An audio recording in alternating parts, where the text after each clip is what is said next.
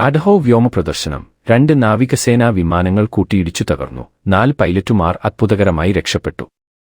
വാർത്ത പി ചെറിയാൻ. അഡഹോ, അമേരിക്കയിലെ western അഡഹോയിലുള്ള mountain home വ്യോമസേനാ താവളത്തിൽ നടന്ന എയർ ഷോയ്ക്കിടെ 2 യുഎസ് നാവികസേനാ യുദ്ധവിമാനങ്ങൾ ആകാശത്ത് കൂട്ടിയിടിച്ചു തകർന്നു.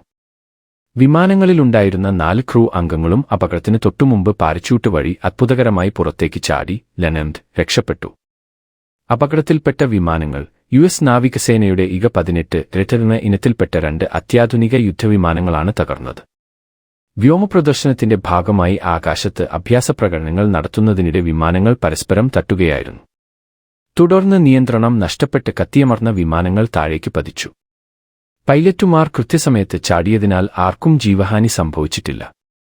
നിലത്തുണ്ടായിരുന്ന കാണികൾക്കോ മിലിറ്ററി ബേസിലെ മറ്റുള്ളവർക്കോ പരിക്കേറ്റിട്ടില്ലെന്ന് സംഘാടകർ അറിയിച്ചു. അപകടത്തെ തുടർന്ന് വ്യോമസേനാ താവളം താൽക്കാലികമായി അടച്ചുപൂട്ടി. സംഭവത്തെക്കുറിച്ച് യുഎസ് നാവികസേന ഉന്നതതല അന്വേഷണത്തിന് ഉത്തരവിട്ടിട്ടുണ്ട്. 2018 ശേഷം ഈ ബേസിൽ നടക്കുന്ന ആദ്യത്തെ വലിയ എയർ ഷോ ആയിരുന്നു ഇത്.